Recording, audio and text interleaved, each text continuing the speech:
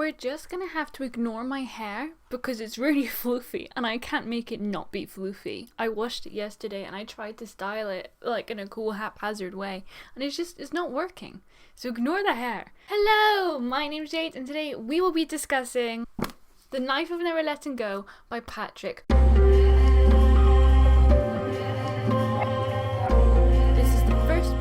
A trilogy, the Chaos Walking trilogy. I read it because there's a movie coming out with Tom Holland and Daisy Ridley, and it's rare that we get new movies these days, so hopefully it's still coming out. This had a lot of hype back in the day, back in 2013 I want to say, and I've always had my eyes on it because of said hype. I've always wanted to read it. I've heard that it's really clever, and I love clever books that make you think. What I thought it was gonna be, it wasn't. I thought it was going to be really like sophisticated and quirky. It is quirky, it is that. I had in my head that it's like dystopian, magical realism, fantasy type of book, and it's not too far off, but it's not. That's not what it is. And so I actually went in knowing very little about what it's about, and I think that's the best way to go into this one. It's the kind of book where you slowly figure out what's going on. The back actually does a pretty good job of synopsizing the book, so I'm just going to read the back to you, if I can say it. I've never actually had to say this word loud. I've been calling it Pressington in my mind. And that's not, now that I look at the word, that's not how it's pronounced. Prenticetown isn't like other towns. Everyone can hear everyone else's thoughts in a constant overwhelming noise. There is no privacy, there are no secrets. Then, just 1 month away from the birthday that will make Todd Hewitt a man, he unexpectedly stumbles on a spot of complete silence, which is impossible. Like I said, it takes a while to figure out what's going on, and there are some things that maybe I should have picked up on sooner, but I didn't, and I enjoyed the slow burn of figuring out what's going on. I will say with some things though, there were some big things that I predicted from very early on. And I think partially the problem with it is because of the way it's slow burn. I had way too long to figure it out. It was stuff that I had assumed by that point, and so when like it was told to us, I was like, yeah, no duh. So that was a big bummer. The first maybe half I was like, this is so interesting and clever and unique, and I loved the slow burn of slowly getting to know what's going on. The fifth wave is like this, and you slowly piece together what's going on, and it's almost like a puzzle. You have to figure out what's going on with these characters, and I love those kinds of books. And I thought this was gonna be that, and then isn't. It's a tale of survival at its core. That's what we're trying to do. And it's very exciting. Stuff's constantly happening because of that. There was never really any lulls. I did struggle through, I want to say, from like the halfway point to like the 3/4 of the way point. I think it's because it took me a while to read this. I've been getting in the habit of reading a book a week, and this one took me 2 weeks to read. And so I think it might have been, it's not you, it's me. And it's hard because objectively, in terms of the plot, it is exciting. Stuff is constantly happening. The characters are very interesting. The way it's written is very unique. There are a lot of interesting themes going on here, and the premise is really interesting, and it still does feel like we're kind of on the cusp of it. It feels like there's a lot deeper we can go into these ideas and the premise as a whole. So I'm definitely going to read the second 2 books. I mean, I'm also the kind of person that even if I don't like a book, I'll read the rest of the books in the series. A lot of people that love this trilogy, they often talk about the trilogy as a whole, so I'm hoping that the second 2 books will kind of improve my opinion on this and they don't kind of make the same mistakes that this one did. This is a new cover, I think. This is a UK edition. So UK paperbacks are typically, they're really stiff. I have a lot of old paperbacks that are really stiff, like they just don't open very well. And then recently I've gotten a bunch of English paperbacks and they've been pretty floppy. Oh, maybe they've been like following the American paperback style where they're so floppy. And then I bought this one because it was the new black edition. I thought, oh, that looks cool, it's new. It was stiff. It's floppier than I think it could have been, but maybe because it's so big, like I did crease the spine a little bit. Oh, what would I give it? Oh, I see, I don't even know what to give it. I'm so torn with what I think, because at points I was like, oh, maybe this could be like a 9 out of 10. This is really clever and interesting, and it's like fast, it's constantly moving. But then part of me is also like, but I predicted what's happening. I don't know if the depth to what's going on, like I don't know if I get it. There were 1 or 2 things that frustrated me, and there was that big chunk of time where I struggled through. So maybe it deserves a 7 out of 10. I don't know. We're gonna say right here, right now, we're gonna average it out to an 8. I'd give this an 8 out of 10, but that may be subject to change. Yes, that is all for the non-spoilery section. If you haven't read this book, I recommend you leave now, because I'm gonna talk about spoilers. So let's talk about the premise. I should have forgot that they were on another planet earlier on. It might have like come up in my brain, I might have like thought about it for a second, but I didn't really consider the idea that they're on a different planet. New World, it's called New World, and I kept thinking they were somewhere in America, that some kind of like apocalypse or revolution happened and people like splintered off, like almost like a cult. They were like went off and created their own society. No. It's a different planet. It wasn't until we got to like the spaceship. I mentioned moons at some point. I was like, wait, moons? And then we had the spaceship and I was like, oh, okay, I see. But I liked that it was ambiguous, that it wasn't like shoved down your throat. That's what was actually happening. Like the spackle, it was described how they're different looking. And again, I should have like aliens. Duh, but I didn't. I just thought they were like the indigenous people there, and it was one of those situations. So that's kind of why I think it's cool, like going in knowing so little. Like I think if you know it's like a sci-fi futuristic type book going in, that'd be easier to figure out, even though it might be easy to figure out it was just me. I enjoyed not knowing and having those little revelations. We love the spackle and the mystery around them, and the noise germ and the mystery around it. Like in the beginning it was also ambiguous and so cool. Ben hints to Todd at what point what becoming a man means, and at the time I was like, wait, did I miss something? Like, why isn't it clear? I didn't get that was supposed to be ambiguous and it was supposed to be this big plot twist later on. The day I'll become a man, and there it all is. What happens? What the other boys did who become men, all alone, all by themselves. How every last bit of the boyhood is killed off, and what actually happened to the people who, holy crap, I don't want to say no more about it. So he knew early on, like he knew what was going on, and he just didn't talk about it in the open, I guess. Because it was so ambiguous, I then was like, wait, what? And I read it over again, I was like, oh, so the people who disappeared didn't actually disappear, they were killed by the boys. It's very much inferring that. It's not hard to put that together. So when it came up later, I was like, duh. And the thing with the spackle and them releasing the noise germ, like I think from the very beginning, the nature of these things, the way they work, I'm pretty sure I knew that the spackle weren't trying to harm people, that it was people turning on them, probably for not a good reason. I highly doubted that the spackle wanted this war. When he kills it, saying about how they're evil, they released the noise germ and they killed my mom. Even before that I started to question this, but this really like cemented it for me that that's not how things happen. What's so interesting is he thinks that you can't lie because the noise, like I just read it on the back that there are no lies,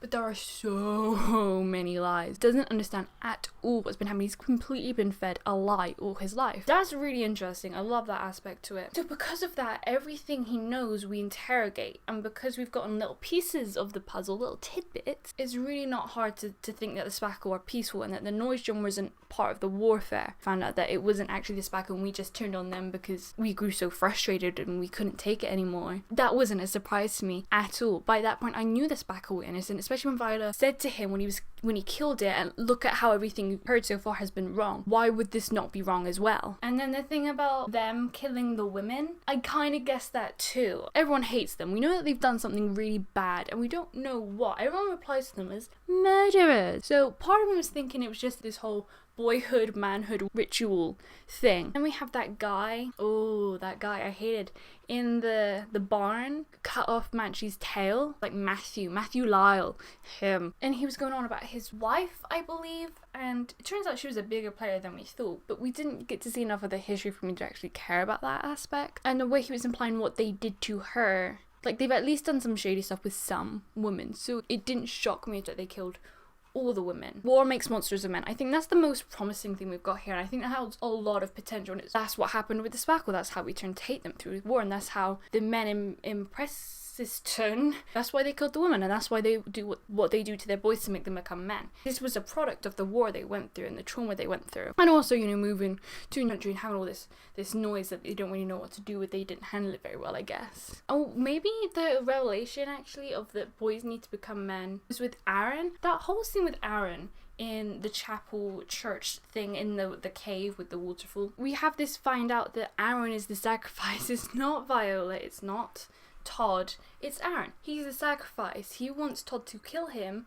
because if one falls, we all fall, and they wanted everyone to fall. Like, I thought that was a warning that like no one can fall, but no, they wanted everyone to fall. I didn't feel like I was getting the impact that section was supposed to give, because we knew that the mayor either wanted him to join their army or to die because he was the last one. He was like symbolic because he was the last one, and if he can conquer Todd, then he can conquer everyone because he's so special. He's the boy that can't kill. But they didn't know that until he didn't kill Aaron.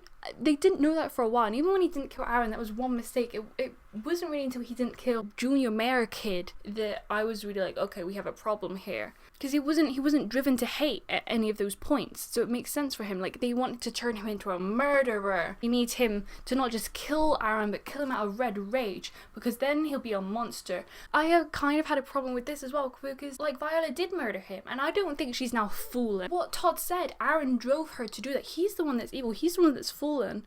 Like, it's not Todd or Viola at all. So the whole concept behind this doesn't work, because people can redeem themselves. People make mistakes. This is a big thing that Ben talked to Todd about when he killed the Spackle, that people make mistakes. And if anything, he killed the Spackles, who's already murdered out of red rage. He's already fallen. He's already a man.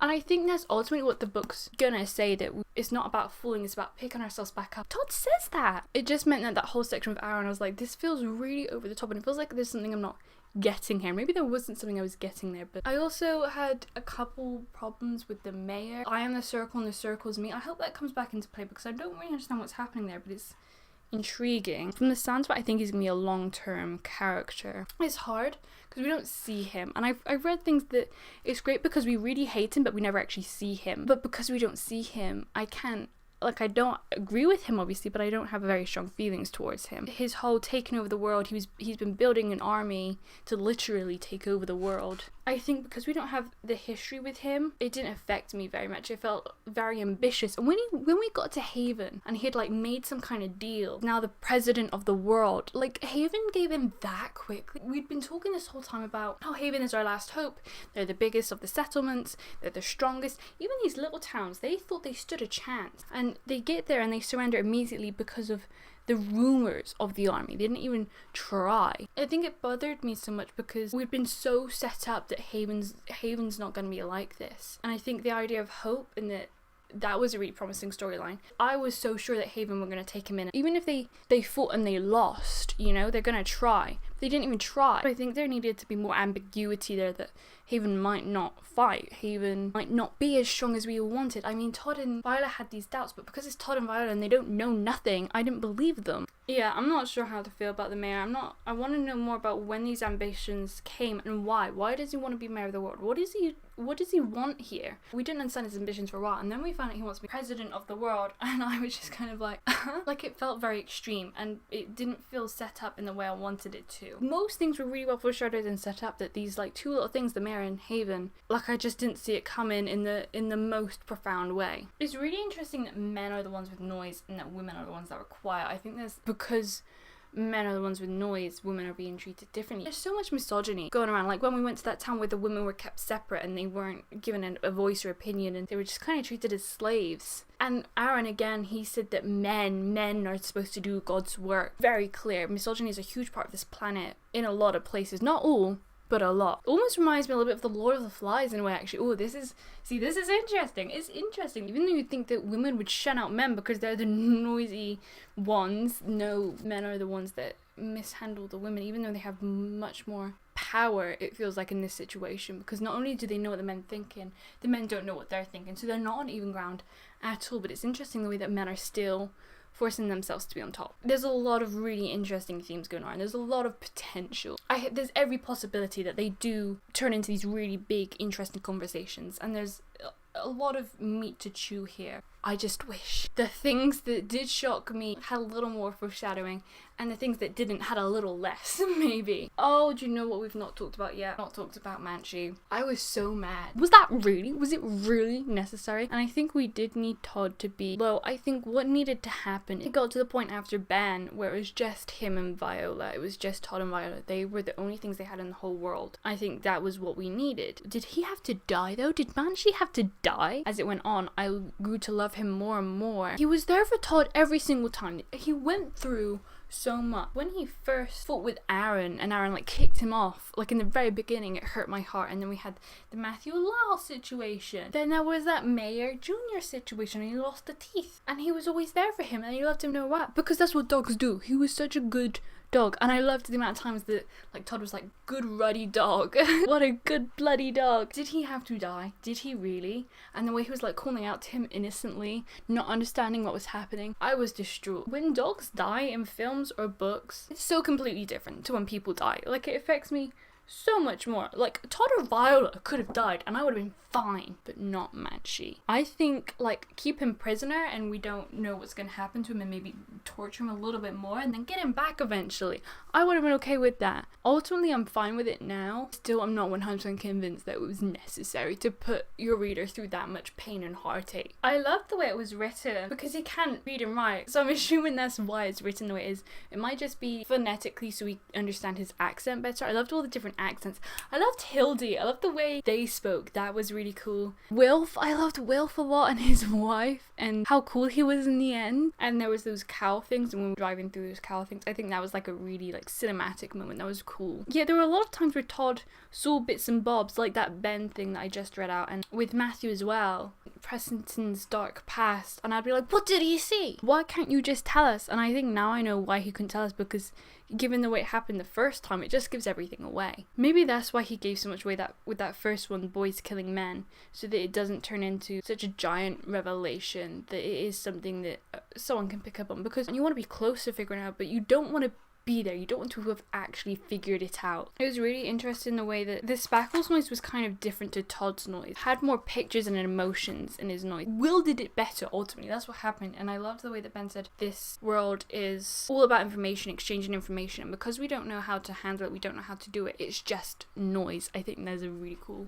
metaphor there. Men are just like chaos walking because they can't control it. I think it's too early for Viola to die. I don't think she's gonna die. She's gonna be fine. I don't know what's gonna happen if I'm assuming he's gonna have to join the army. What I think is gonna happen is like with New Haven, there's gonna be like a rebel hiding and a secret like group of people going against the president, and we have the ship of people incoming. My guess would be that that's going to come into play more so in the third book, that there's going to be this big like, the people are coming, what are we going to do? Or maybe the end of the second book. I mean, could do with their help, honestly, because I think we're going to have to like see people hear noise for the first time and adapt and be like, whoa. It's interesting that Todd can't hear President's noise in New Haven, and he started to explain it and got cut off. That happened so many times. The amount of times people were about to explain things and then got cut off and didn't have time. It was driving me nuts, man. It'd be interesting to figure out why that's going on. I don't think I have too many theories. Maybe they have a cure, like everyone rumored. I don't think that's gonna be it though. I think that's too easy. He said it's actually an interesting story. Because we're so constantly on the go, I did for the most part really enjoy it. Like, there were lots of little cliffhangers that were really intriguing. I will say I did have to scan the pages sometimes because we're so in Todd's head